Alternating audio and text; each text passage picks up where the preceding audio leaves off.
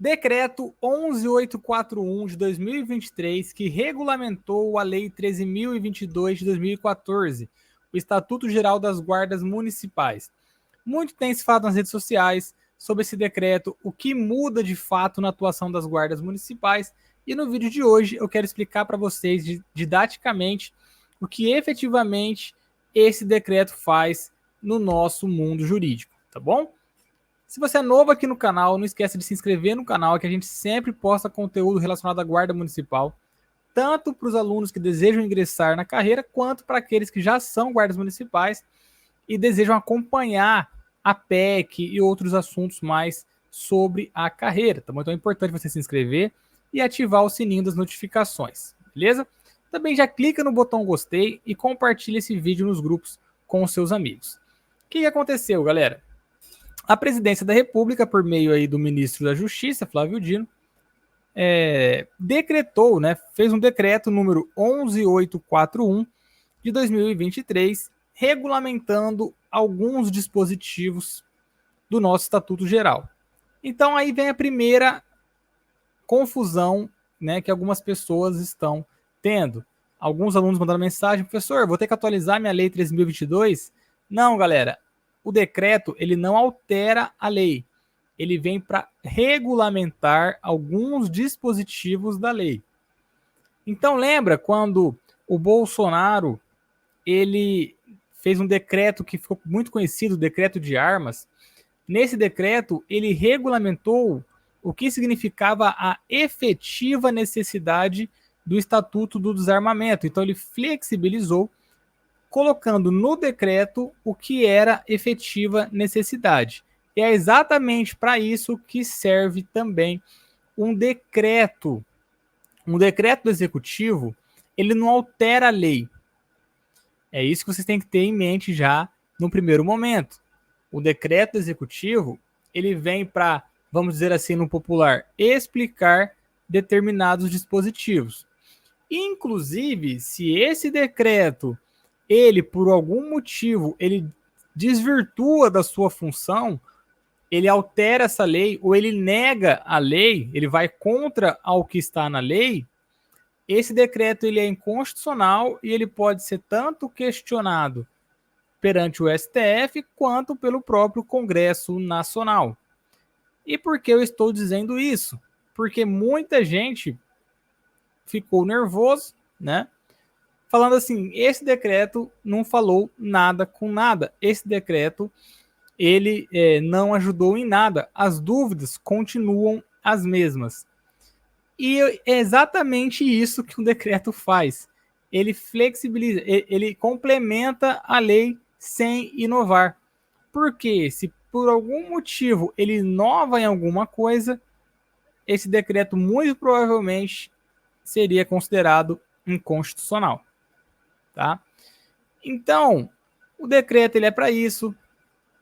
E no campo político, né, vamos dizer assim, para que serve?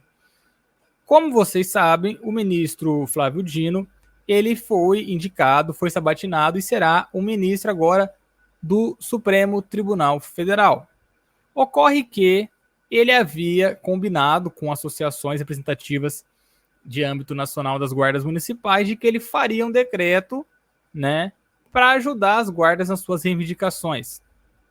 Só que não é o decreto que é a maneira correta de você fazer isso. Só que vamos dizer assim, para cumprir a sua palavra, ele soltou esse decreto aqui, que, como vou colocar na tela para vocês, de fato não resolve muita coisa.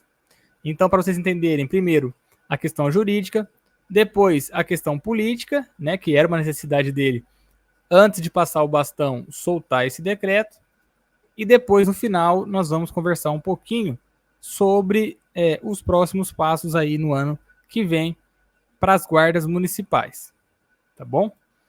Então aqui está, decreto 11.841 de 21 de dezembro de 2023. Ele já fala para a gente aqui, ó, regulamenta os incisos 4, 13 e 14 do caput e o parágrafo único do artigo 5º da Lei 13.022 de 2014 para dispor sobre a cooperação das guardas municipais com os órgãos de segurança pública da União, Estado e DF. Então, se você abrir a Lei 13.022 de 2014, você vai observar no artigo 5º, que é exatamente o artigo que trata da competência específica, que na frente desses incisos, ó, inciso 4º, inciso 13, 14 e parágrafo único, agora, se você entrar no site do Planalto, tem escrito assim, ó, regulamento. O que é regulamento? É exatamente isso daqui, ó. O decreto regulamentando aqueles incisos, tá? Então, já é para vocês ficarem bem claros aí agora onde é que você vai localizar, tá? E qual o conteúdo desse decreto? Né? Então, primeiro, ele fala, esse decreto regulamenta os incisos tal, né? Já falamos isso. As guardas municipais, aí ele coloca órgãos operacionais do SUSP, nenhuma novidade, poderão realizar patrulhamento preventivo, sem prejuízo das competências dos demais órgãos de segurança pública. Isso aqui tinha necessidade de colocar? Não, porque se nós estudarmos os princípios mínimos de atuação das guardas, no inciso 3 do artigo 3º da Lei 3.022/2014, um dos princípios é exatamente o patrulhamento preventivo. Então, não precisaria colocar isso daqui no decreto. Artigo 3º. As ações das guardas municipais, a que se refere ao artigo 2º, serão realizadas de forma integrada com os órgãos de segurança pública da União, Estado, DF, e terão como princípios. Então, aqui ele vai falar os princípios das ações conjuntas das guardas com outros órgãos de segurança pública. Garantia do respeito aos direitos fundamentais previstos na Constituição, a contribuição para a paz social, a prevenção e a pacificação dos conflitos, e a garantia do atendimento de ocorrências emergenciais. Então, aqui, se a gente for observar, nós temos aqui, ó, no inciso 13, que é uma competência específica da Guarda Municipal, garantir o atendimento de ocorrências emergenciais ou prestá-la direta e imediatamente quando deparar-se com elas, tá? E aqui ele fala novamente, contribuir com a Paraná e garantia do atendimento de ocorrências emergenciais. Para fins do disposto nesse decreto, considera-se ocorrência emergencial. Então, aqui é o regulamento, aqui fala que, aí a pessoa pode perguntar, mas o que é atendimento de ocorrência emergencial? É a mesma coisa, mas o que é efetiva necessidade na questão do armamento? Entende? Aonde que entra o decreto? Então, aqui ele vem para explicar o que seria ocorrências emergenciais. Aquelas cujas características exijam a atuação célere e imediata dos órgãos de segurança pública e configurem grave dano ou risco de dano à vida e à segurança das pessoas e do patrimônio. Então, ele explica o que seria ocorrência emergencial. No parágrafo 2º, ele fala assim, as guardas municipais, no atendimento das ocorrências emergenciais, e aqui que foi um dos pontos mais polêmicos aí do decreto, realizarão os procedimentos preliminares iniciais, acionarão os órgãos de segurança pública cuja atuação seja necessária e prestarão apoio para a continuidade do atendimento. Então, assim, galera, esse parágrafo 2º, né, ele foi totalmente desnecessário porque ele abre brecha para uma dupla interpretação. Qual interpretação você pode ter em decorrência desse parágrafo 2º? A primeira delas seria assim, vamos supor que nós tenhamos um acidente de trânsito com vítima. Quando você se depara com um acidente de trânsito com vítima, às vezes vítima grave, né? Moto com um carro, vai moto, o cara lá no chão do outro, o que você faz? Você já isola o trânsito, já, né, ordena o trânsito, né, verifica lá com a vítima, faz o primeiro atendimento e aciona o SAMU, ou mais recomendado nas cidades que tenham o resgate do Corpo de Bombeiros, né? Cada cidade tem um procedimento operacional padrão, mas você realiza os procedimentos preliminares, né? Isolar, às vezes desobstruir a via, né? E aciona os órgãos de segurança pública, um resgate, tal. E aí você presta apoio para a continuidade do atendimento, ordenando o trânsito e etc. Essa seria uma interpretação, vamos dizer assim, de algo que já acontece. Só que o mesmo parágrafo do mesmo regulamento pode levar outros órgãos de segurança pública a crerem que as guardas municipais irão acioná-los em caso de atendimento de ocorrências emergenciais. Então vamos supor aqui o guarda fazendo o patrulhamento preventivo se depara com sei lá, um risco de dano à vida de alguém ou do patrimônio, ele fala, então alguém lá furtando um automóvel. Ao invés do guarda agir, ele tomaria algum procedimento preliminar inicial, né? Sei lá, por exemplo, faz lá uma abordagem no suspeito e aí aciona a polícia militar ou outro órgão de segurança pública para esse órgão assumir a ocorrência. Então vejam como o mesmo parágrafo pode ser interpretado tanto de forma prejudicial para a guarda municipal, né? Então aqui que ficou a principal dúvida e o principal questionamento dos guardas municipais.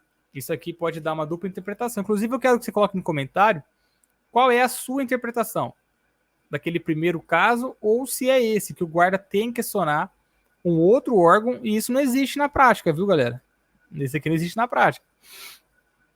Nem por parte do guarda, nem por parte do outro órgão que vai estar recebendo o atendimento. Ele não visualizou a infração, ele não pode dar prosseguimento só com base ali na palavra do outro, né? Porque vai saber o que foi feito nesses procedimentos preliminares iniciais, né? Vai saber se a pessoa fez tudo de acordo com a lei, né? Então, é muito sério isso daqui, tá? No artigo 4º, fala que a União, Estado, DF e municípios disciplinarão, mediante termo de cooperação técnica, as formas de colaboração e de atuação conjunta das guardas com os demais órgãos de segurança pública. Isso aqui também é querer colocar burocracia em cima de algo que não precisaria, né? Então, aqui, ó, esse parágrafo único, eles regulamentaram. E o artigo 5º, que aí vem outro questionamento e a cereja do bolo, na hipótese de ocorrências que configurem ilícito penal. Então aqui, ó, percebam vocês que nós temos no parágrafo 2º a nomenclatura ocorrências emergenciais.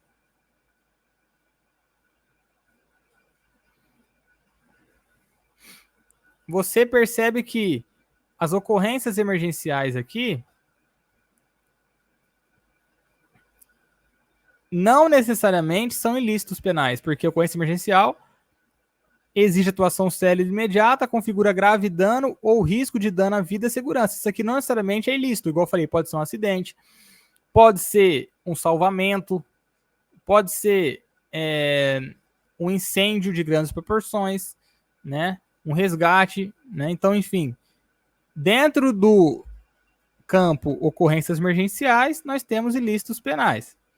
Então, lá embaixo ele fala, ó, na hipótese de ocorrências que configurem ilícito penal, então agora no artigo 5º especificamente ele fala do ilícito penal, né? As guardas municipais poderão, e aí eu vi muita gente reclamando dessa palavra, poderão, né? Porque fala que na verdade é um dever, né? Mas aqui eu acho que foi mais um zelo de quem estava legislando, no sentido de colocar que a guarda pode fazer isso. Ah, mas qualquer um do povo pode, tinha que colocar deverão. Entendo, mas eu acho que não foi a intenção legislativa, apesar de também poder dar uma dupla interpretação. Realizar a prisão em flagrante dos envolvidos nas formas dos artigos 301 e 302 do CPP.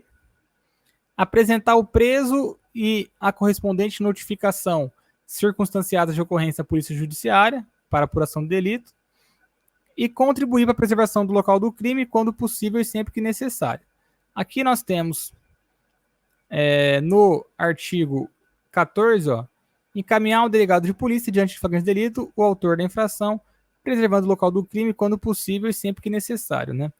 Então aqui nós já tínhamos uma competência específica da guarda, E aqui ele só reforça, ó, que os guardas em ilícitos penais podem realizar a prisão em flagrante. Não acho que o poderão, ao invés do deverão, atrapalhe muita coisa nesse, sendo bem sincero, tá? Tá falando aqui que pode, porque às vezes, né, não sei em qual situação seria aí, mas às vezes não caberia, né? Mas enfim, eles colocaram o verbo poderão e muita gente não gostou, porque acha que deveria ser os guardas municipais deverão. É que se você coloca deverão, fica uma coisa bem muito mais vinculante, né? Então, realmente, eu entendo o lado de todo mundo aí que está reclamando em relação a isso. Mas, resumindo, né? Aqui está o decreto, com as suas polêmicas. Mas, resumindo, na prática, eu acredito que não vai alterar em nada. Né? Esse decreto aqui vai acabar passando batido, porque ele meio que regulamenta algo que já estava escrito, não teve grandes alterações, porque não pode, como eu falei no começo do vídeo, ter grandes alterações, né? E o caminho realmente é através da PEC 57, que todos nós esperamos que o ano que vem nós tenhamos um andamento, principalmente para tratar das questões aí relacionadas à segurança jurídica e aposentadoria especial. Beleza, pessoal? Se ficou alguma dúvida, deixa no comentário, a gente vai conversando, beleza? Não esquece de clicar no botão gostei, se inscrever no canal e compartilhar o vídeo. Um abraço a todos, fiquem com Deus, até mais.